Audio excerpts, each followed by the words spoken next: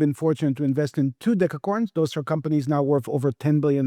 Did you say 10 million or 10 billion? 10 billion. I'm one of the early investors in Deal, which is now valued at $17 billion. Realized one of the biggest multipliers in VC history.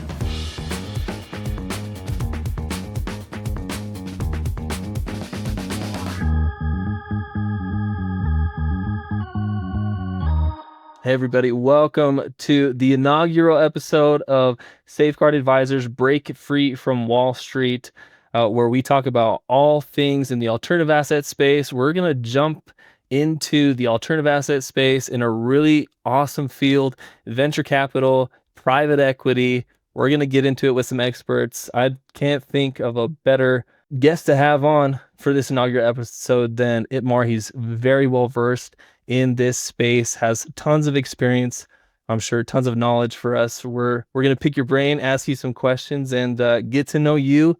And yeah, really looking forward to this opportunity. Thanks again for taking time out of your schedule to meet with us. Yeah, thanks, Nick. I'm so excited to be here today. Thanks for having me on the show, and really excited for everybody listening in to talk more about alternatives in general and venture capital specifically, which is what I've been practicing over the last 15 years.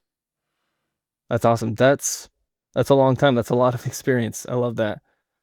So really quickly, give us, you said 15 years, just in passing. Let's talk about what led up to that. What's your background? And then we can kind of get into your specific fund and what you specifically do. Yeah, thank you so much for asking. So I've been in startups, which is what I also invest in as a venture capitalist, for my entire career, which is 25 years. And I've been on all sides of the table. So I've been an operator, founder, executive. I've been an angel investor, and more recently, an institutional grade VC. As an operator, I've built several companies from the grounds up. My last company is probably some of the listeners here know, is a company called Life 360, which is now public with over a $5 billion market cap. I spent a significant chunk of my career taking that company from basically zero to now over $500 million of revenue and again over $5 billion market cap. Before that, I was an early employee at a company called Gigia that we sold to SAP for $350 million. So I've been part of 2 big exits as an operator and founder. Then I've been investing. I was first trained as an institutional VC on Sand Hill Road, and then started writing my own angel checks. And as of 2014, I institutionalized my work as an angel through my fund, Recursive Ventures, which I was initially running part-time, now I'm running full-time. And I've been very fortunate to invest in over 150 companies in my career at the onset, right? Like pre-seed, seed, super early at inception, and help my founders get from 0 to 1.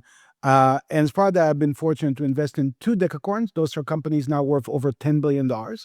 And another 6 unicorns. Those are companies worth over $1 billion, and realize significant returns for my limited partners. That's amazing. Did you say 10 million or 10 billion?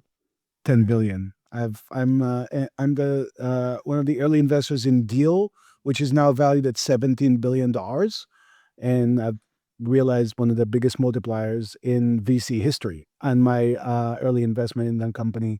And then as part of Upwest Labs, which I was part of, I also invest in a company called Sentinel-1, which went public for a $10 billion market cap and is still traded at 6-7 billion.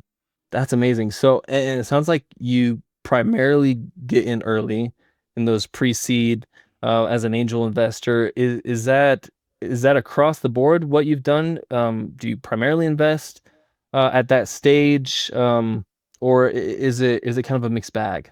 Yeah, that's exactly that. So I'm typically the first institutional investor. So it's not really an angel; it's an institutional fund investing 500 million to 500K to $1 million initially in the company to kind of get it off the ground. Right, the pre-seed round is the first round that helps the founders quit their day jobs, start hiring people, and really start ramping up. Right, like build the initial kind of that 0 to 1 stage. Then I follow on those investments at the seed and the Series A, and sometimes beyond that, kind of backing my founders all the way up to potentially an IPO. It is an institutional grade asset class, pre-seed. now. It used Okay. to be something that was more, angel focused, and then VCs would only get involved at the seed stage. But in the last decade or so, seed has evolved to the point that we have what's called pre-seed funds and we have seed funds. My fund does both pre-seed and seed, so it's a hybrid of both. Okay, awesome. Kind of best of both worlds is what I kind of see that as, right? Yeah, exactly. It's early enough to really be that first check that gets meaningful returns if it's a home run, but also gives us enough flexibility to be able to invest a little bit later on where there's more proof and less risk, and sort of reap the rewards of that as well. That's Exactly. awesome. And from what I've seen, not only from your experience when I was looking into what you've done in the past, it looks like it's mainly in the tech space. What type of companies do you typically focus on? Is it really just in this tech sector, or have you kind of dabbled elsewhere? Oh, absolutely. It's all in the tech sector. I'm a tech investor. Venture capital is typically focused on tech. And I think it's a very important distinction to make also for the audience. What really characterizes and makes VC tech investments unique is that you're investing in companies where theoretically the business model allows for the marginal cost of servicing one more user to trend to zero. Because if you build software and you ship it to your customer, your cost, you've already built the software. So Hmm. essentially your cost of goods sold trends to zero. You're basically selling software, right? And that is what lets us build those multi-billion-dollar companies if it is successful, because they're very high margin companies that are growing very fast. I mean, everybody knows those household names, the Nvidias and the Metas and the Googles. They all have the same characteristics of like at scale, they just make so much money and are worth so much, right? Some of the biggest companies in the world are tech companies, which is why venture capital investments specifically focus on tech, because that's where we can realize, 100x returns in our initial investments. That's interesting, and I'm not as experienced, obviously, as you in this field, and I never thought of that. With that tech sector, you really have the ability to scale that margin because there is, like you said, that cost is already taken care of. You've already, put all the money into that software, and now you're just, yeah, that's awesome. How I guess throughout your career, maybe this is looked different for you, but how hands-on are you personally with like fundraising versus like portfolio support? Yeah, that's a great question. So, I have sort of a superpower, and that superpower is helping my companies raise subsequent funding rounds from leading VCs on Sand Hill Road here in Silicon Valley. Um, Mm. I help with a lot of different things early in the company's life, but I'm not hands-on involved in the day-to-day, because that's really for the founders to run, and they know how to build their business better than I would ever know. It's their business, right? Sure. They spend their entire day focused on get next level. But when it Yeah. comes to raising your seed, raising your Series A, even going through an IPO process, which is something I've been able to do myself as CFO, taking my company public, Life 360. That's where I typically spend a lot of time with founders, working through what's the narrative, what are the KPIs, what are the goals that you need to hit to be eligible to the next chunk of investments, um, and sort of how to really, like, build the collateral, build the data room, build everything that you need to raise money from the Sequoias and Andreessens and so on and so forth Mm. of the world. So that's where I spend the majority of my time with kind of portfolio support, if that makes sense.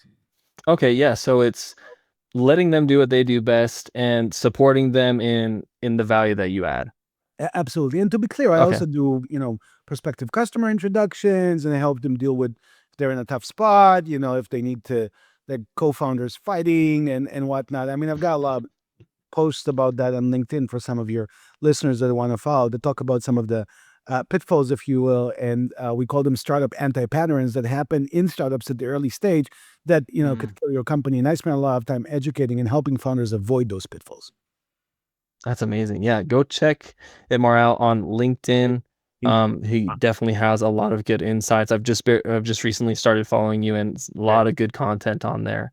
Thanks. I also have my Yeah, blog at itamarnovic.com, which has a lot of these as blog posts, so founders can really spend time learning about some of those pitfalls and avoid them in their own companies. That's there yeah. you go. Yeah, learn from the mistakes so you don't have to make them. I mean, how much better can you get than that? Kind of moving forward, looking at venture capital, um, and really just trends in that sector, I guess from your perspective with your experience, what major shifts have you seen or are you seeing in venture right now especially for, I guess, funds around your size? Yeah. That's a very interesting question because we are living in a pivotal time for the venture capital community. Yes. And just commenting today, a research came out that said that fundraising for new venture capital funds is in an 8-year low, with 38% less money raised in 2025 compared to 2024. So our industry is actually going through a pivotal and sort of a crisis moment. And there's two main trends that are impacting it, which are very interesting. The first one is AI. I'm, by the way, primarily an investor in data and AI companies focused on B2B services, B2B software with AI. And AI is obviously transforming businesses, but it's also transforming the very nature of venture capital. Because Mm, what happens is with AI, you can basically build much more, much faster with significantly less capital, right? So, I mean, we're fast approaching an age where maybe, two guys and a dog in a garage can build a public company just with AI agents, which I know it sounds a that's little bit crazy, crazy. I don't but it's think the we're there. reality. I don't think we're there just yet, but you kind of see the writing on the wall. 5 to 10 years from now, you'll have all those agents building software, building code, building businesses for you. And as long as you know how to direct them to build the right thing, you could win with much less people, meaning much less capital, much less of an initial investment. So, what does that mean for the kind of old school, even though the venture capital community has really only existed for 40 years, it's not that old, but like, what does that mean for venture capital? It means the venture capital need to adjust, adopt to this new paradigm, right? And what's happening in practice in the market is that we're seeing that the middle of venture capital is getting squeezed out. And let me explain what I mean by the middle. So, even though venture capital is one asset class, it's actually matured to the point that it's composed of three different micro asset classes. There's Mm, pre-seed and seed where I invest, which is very, very early. It's basically taking risk over these founders, these companies before there's enough proof. They're not profitable. They're not producing significant revenue, if any, and they're heavy in the R&D cycle, trying to figure out if there's a there with this technology and with this product. Right? That's pre-seed and seed. That's one micro asset class.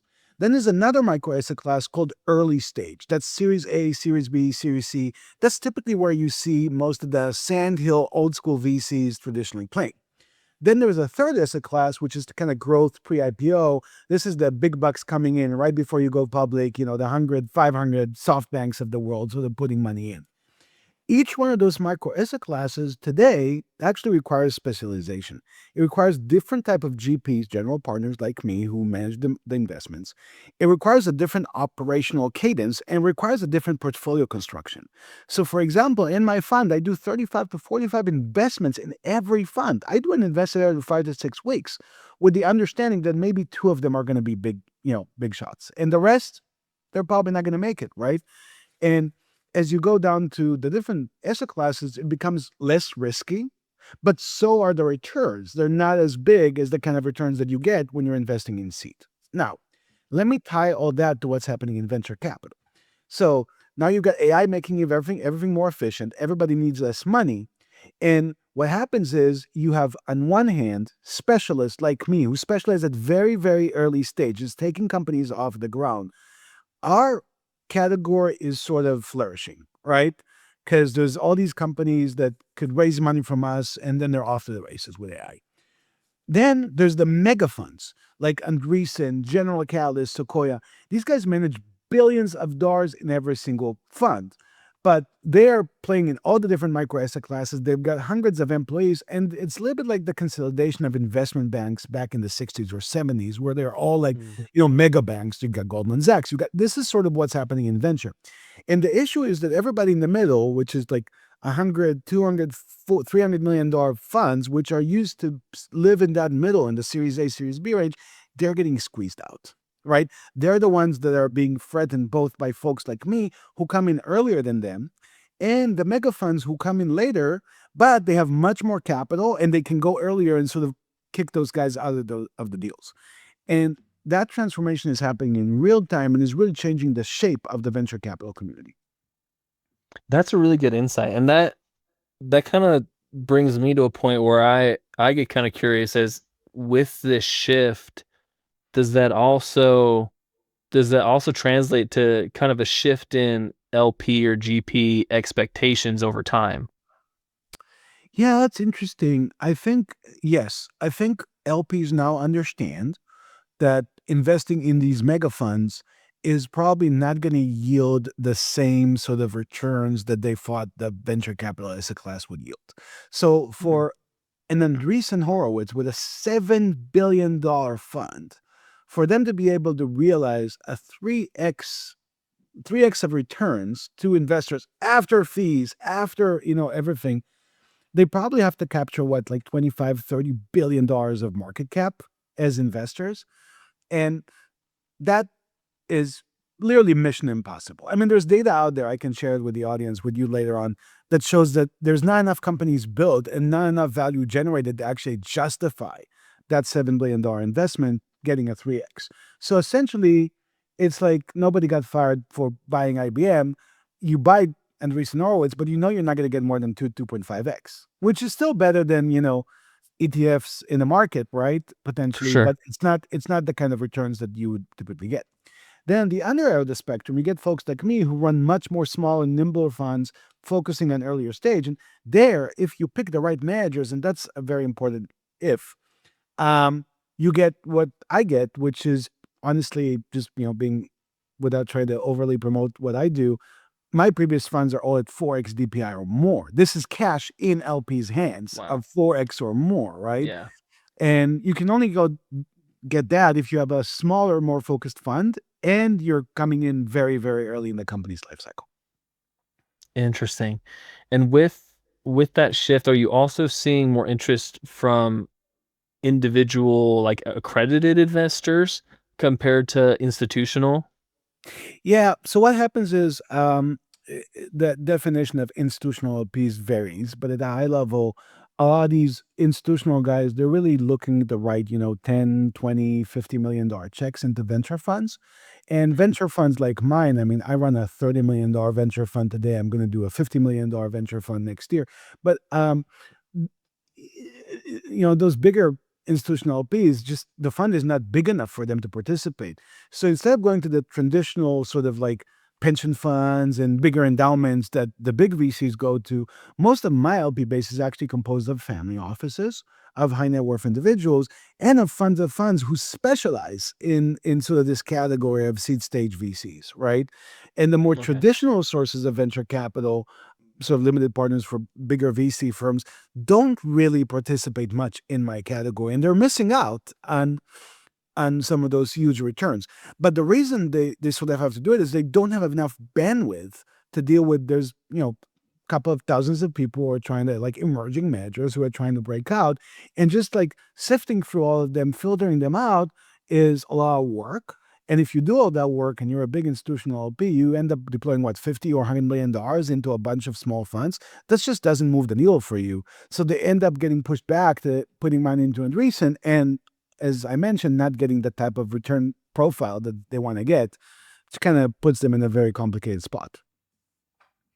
That's interesting. Yeah, and with, the maybe the institutional maybe taking more of a backseat to these individual investors' family offices, like you mentioned, are you and we want to bring this up because really as Safeguard Advisors, we help people access their capital for these types of funds. Are you seeing, you know, or I guess how do retirement or long-term capital sources fit in to that mix, if at all? Are people taking advantage of this? Yeah, a little bit. I'm starting to see that. We didn't see that in the past, but now I've got multiple multi-family offices who are sourcing capital from their clients, right? Mhm. And then are creating internal funds or allocations, investing as one body in my fund. I've got several of these. Um, I'm also starting to see some RIAs doing some of this. Um, it's not easy for them because I think they're going to an audience that is doesn't know the venture capital community as much, so they're looking for blue chip solutions. So they're like, they're calling their clients, which are sub 10 million, let's say, in net Mhm. worth, and they're telling them, hey, do you want to invest in venture? And they're like, yeah. And then, like, if they give them a product that's different than Sequoia and Andreessen, they don't really know how to deal with it. So it's a little bit harder on that front. But we are seeing more and more of that. And I think it's a natural evolution, especially with the multifamily offices side, where they are going to be able to source more capital and then build a portfolio of folks like me. I wouldn't, if you're investing in the sort of micro asset class of seed technology VC, I would encourage you, let's say you want to invest in me, in my fund, I would encourage you to invest in 5 or 10 other funds, kind of diversify, because it is a higher risk investment. We're investing in very, very early stage companies, but you need somebody to help build that portfolio for you. And I think that's where multifamily offices can do some of the work, the legwork of actually filtering and getting to the right set of managers. Interesting. Yeah, super great insights there again. I guess moving on to more of like the current state, the current realm that we're in, especially personally for you and your fund. What are you finding right now that is working really well?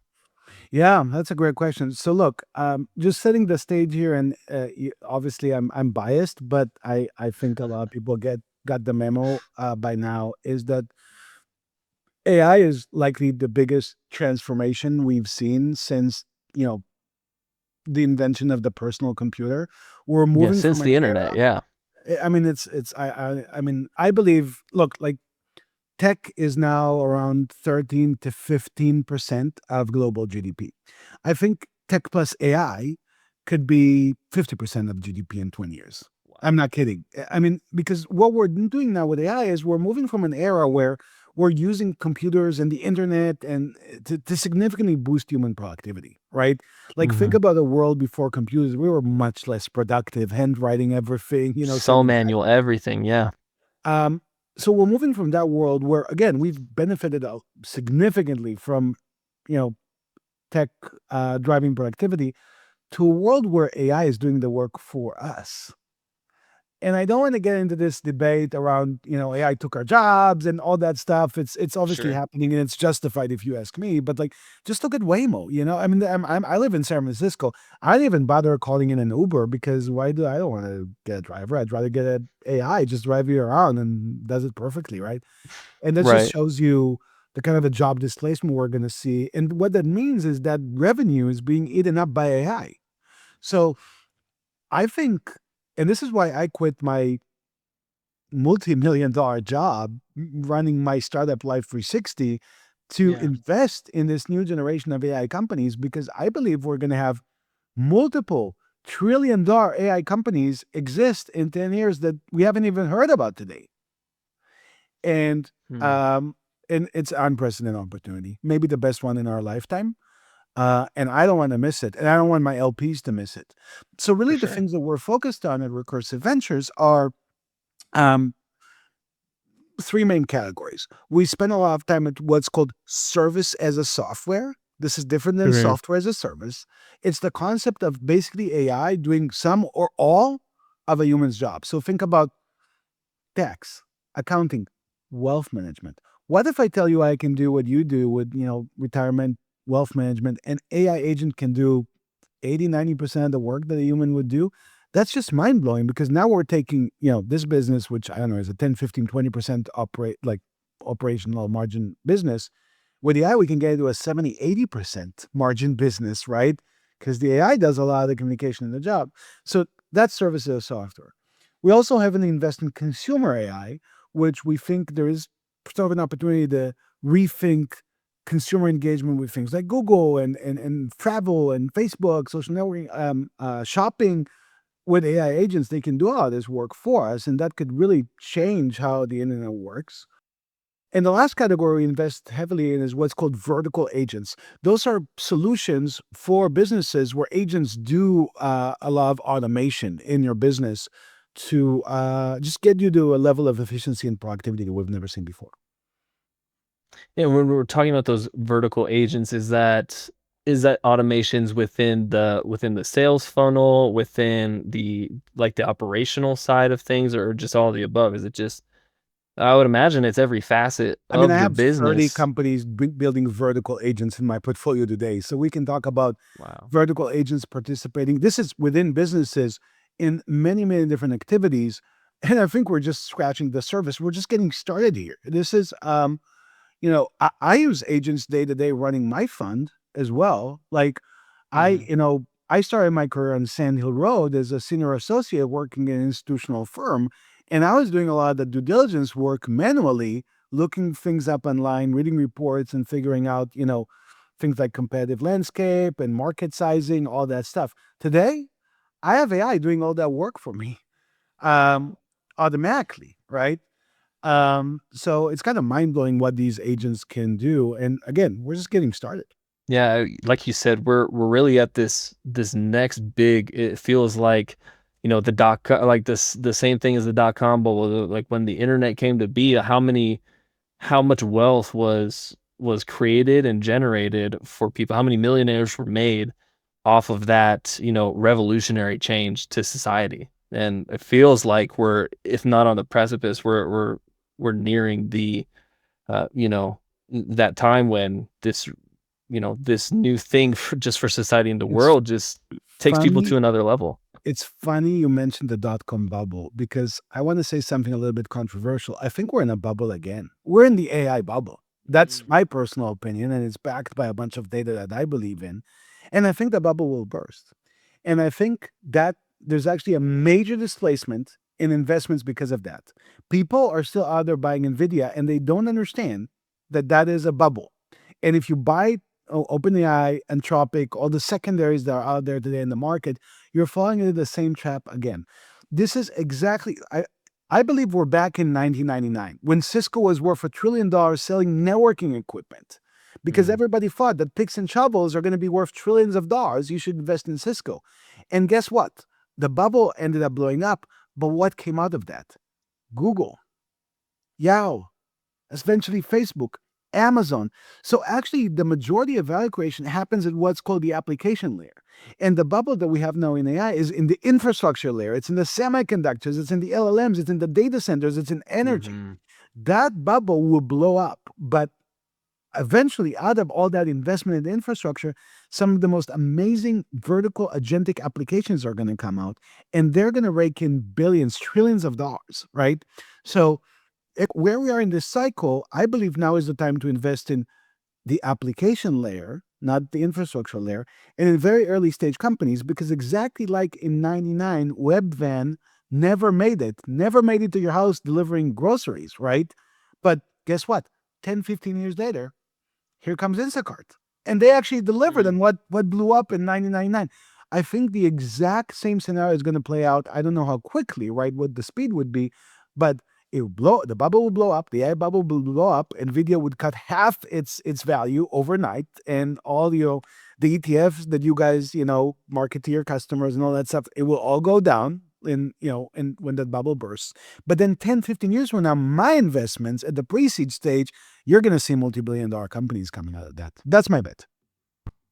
Yeah, and I think that's definitely valid. And just to clarify too, I mean, our clients really we're steering them away from that traditional market, the conventional stocks, bonds, mutual funds, and really giving them an avenue to be able to take advantage of it, exactly what you're talking about, and do that with your retirement fund, so that you're not reliant on this bubble not popping. So you're not crossing your fingers here, just praying that everything goes smoothly from here on out. So Absolutely. that's a This is great point. especially true for retirees and retirement accounts, Hmm. especially as you get older. You don't want to wait 20 years for the market to recover from I mean, some names back from 1999 haven't recovered even today, right? Or they took them 20 years to recover. We don't want the same to happen to your clients as they approach retirement. And look, venture funds like mine, Seed, we look at a 10, 12-year horizon to kind of return the fund and multipliers on top of the fund. So it's not short either.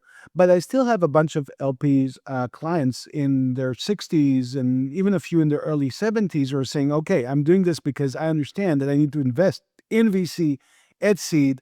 And maybe this will be coming in at the end of sort of, later in my retirement, but I'll be able to live all this for my kids and they'll have a piece of this future, which is AI.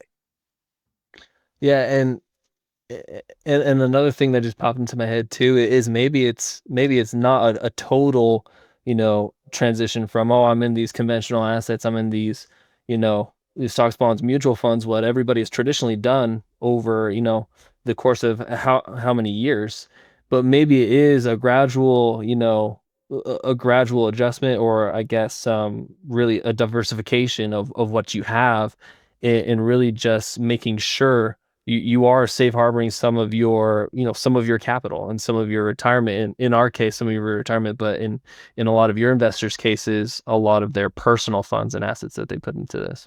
Correct. And what I say when look, I'm not a wealth advisor, and I'm not an advisor at all. All I really know about investing is investing in Same. This startups is all for and VC. for anybody listening. This is all for educational purposes. We're not qualified tax or legal advisors. I'm not. I'm an exempt, Yeah. venture capital investor. But Right.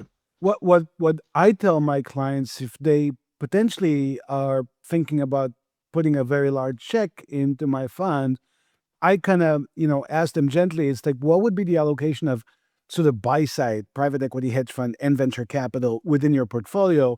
And, if it's over 20% and you're not a very young person, I would be careful, right? Because it is a more Mm. risky, these alternatives are more risky asset classes. And again, with risk comes, potential rewards. We could, again, produce what my first fund is a 4.8x DPI fund. My second fund is a 4.4x DPI fund. This is 2018, so it's like making 4 or 5x in 6 years, 7 years. It's outstanding, obviously, but it's much riskier. So, and even within that, let's say you decide, and this is not advice, I'm just saying you decide to put 10 or 20% in these alternatives, so the buy side asset classes. I would still split them across, venture and private equity and hedge funds and credit. There are a lot of different products out there. Don't put all your eggs in one basket, but I think Hmm. not having exposures to alternatives is, at least for me personally as an investor, that would not be a wise move. For sure. Yeah, I would obviously 100% agree with that. Um, Kind of bringing it back to more of your fund specific. I love the insights that we've gotten. But to bring it back more to you specifically, we've talked about what's working well, what you see as being successful in the future. Let's kind of look at what's been more difficult, or I guess slower than you'd like for your fund, or more challenging. Yeah, no, that's a great question. Look, so as always, in sort of the first inning of everything, and we're now in the first inning of AI, there's a lot of unknowns and a lot of confusion. I mean, we get, and I think about this a lot, the classic question of, is OpenAI ChatGPT going to build this thing, right? Are we, and this is something that the venture community talking a lot, are we investing in what, so-called like wrappers, right? Like ChatGPT wrappers, which Mm. means that it's going to be very, very hard for these companies to reach multi-billion-dollar valuations. And I think the answer to that is we don't know yet. But we've learned over the last 2, 3 years since ChatGPT came out to make more educated investments, focusing on companies which have defendability, which have a moat, right? A moat that makes it harder for both incumbents and new entrants to potentially compete with the company, a mode that might lead to one winner takes it all or one winner takes it most dynamics. So a lot of our investments are focused on that, and finding companies that have a very strong defendable position through IP, through business model innovation, through unique data sets that nobody else has. Because in AI, your AI is only as good as your underlying data, right? And if you have data that nobody else Mm. has, you're going to have better AI. So um, that's kind of one concern in the industry. The other concern, if you will, is that venture capital has become very, very competitive. When I started my career in this community of venture capital in 2010, it was a cottage industry with a handful of firms and kind of specific experts who knew what they were doing. Now you've got, I think the latest I've seen is 5,000 funds out there, 5,000 fund managers at least, probably more. And it is very crowded. And the kind of side effect of that, not even this is like one of the effects of that, is that the valuations, the entry valuations that we have investing in some of these companies are higher than what they used to be, right? Which means that it does lower our returns to a certain degree. You know, I invest in a company for at a $10 million valuation, and now it's worth $17 billion. This is obviously a real story, and I'm 500x up, right? And my investment, if I would have done the same investment at $20 million initial valuation, I would only be 250x up, not firing an X up. That's a Right. huge difference, right? That 20, is. Yeah. yes. So, so we are seeing some of that. We are seeing some inflated valuations, but where I'm a little bit optimistic on that is I think when the AI bubble bursts, we're gonna see those valuations fall back into. I mean, it's still sustainable. The valuations are fine. I just want them to be lower, right? So For we can sure. get more, It gain more. leaves you more room for, is that leaving yourself more room for error, or is that leaving yourself more room just as like a as like a cushion? Am I thinking about that in the right way? Yeah, no, I think we'll make money either way. It's just, are we going to make Mm-hmm. 4x or are we going to make 8x? That's and How? Mm-hmm. I think a lot of the LPs that invest in my funds, they want the 8x, they want the 10x. That's what they want. That's what we want, right? And what I'm saying is, it is increasingly harder to get those numbers, but we can still get the 5x Sure. Okay. potentially. Obviously, past performance is Potentially, not yeah. indicative of That's future performance, but that's what we're aiming for. knock on wood. That's what you shoot for, right? Kind of looking ahead to the future. I know you've talked about how AI is really going to be, and these AI companies are really going to be an integral part of success. But in the next 6 to 12 months for you, I get, what does success look like? What does a strong year look like for your fund? Well, a lot of what we focus on is what's called graduation rates, which is companies that we invested in. How many of them sort of get to the next level, right? And raise a big 10, 20, $50 million round from leading VCs, kind of scaling up the business to the next level. So when I look at 2026, I first and foremost think about my 2024, 2025 investments, and like, what percentage of those investments can graduate to the Series A? And we're looking for, at least 30, if not 50% of these companies to go up to that next level so that we can keep the ball rolling and, potentially maybe get one or two of them to be, IPO ready companies 5, 7 years from now. So that's definitely one key goal of, like, working with the portfolio to help them get to the next level. Um, Another one that I think is obviously key for us is we will be raising our next fund. So obviously, with our thesis, we and our how bullish we are on AI, we would want to raise more this time around so we can actually deploy more. We got significant deal flow. Very excited about sort of the system that we built to kind of vet those deals, and I think we're in pole position to make that happen. And then the third thing I would say is, specifically with AI, when you're sort of in the first inning and there's so many unknowns, you really need to stay on top of everything, right? So I geek out with AI 2, 3 hours a day myself. Otherwise, I don't know what's going on. Why is DeepSeek better than, OpenAI and GPT 5.1 and 5.2 and all those questions? They probably don't People don't think about them day to day. I do, because I think these trends, these, the movements that we're seeing in the industry so very early on, they could be very telling for what could happen 5 to 10 years ago, and we got to stay on top of them. Yeah, I would agree with that.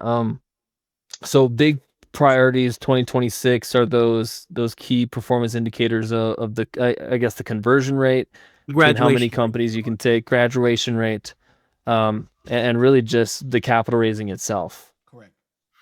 I love it. I guess if you could, let's look at a hypothetical here. If you could snap your fingers right now and you could immediately solve one major challenge today, you snap your fingers and it's gone, what would that be? Yeah, I think just because I'm so deep in AI, I think I would, without getting into politics, I would want to maybe highlight this job displacement thing. I feel like Mm, a bunch of people, even like Sam Altman and some other folks who are not, um, I I think sort of they're not talking about what we know is coming, which is, I don't want to talk about massive unemployment or, UBI and stuff like that. I don't think that's necessarily appropriate. But I think as a society, if we don't do enough to prepare people to the transition that's just around the corner with AI, kind of, mm, upskilling, reskilling folks to the age of I think we are going to see a generation of people that are kind of lost. They've been trained by universities who don't understand these tools, using old school approaches to things.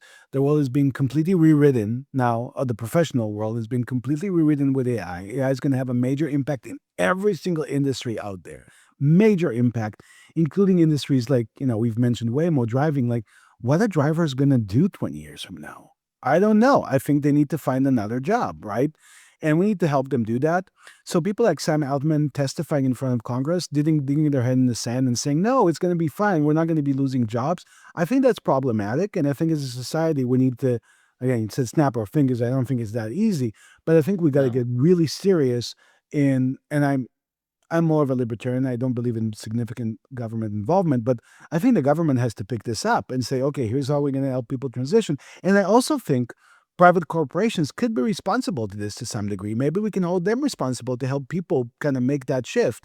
As as a society, as human beings on this planet, we are going to get better lives. We're going to get more productive. GDP is going to go up. All those positive things are going to be out there with AI.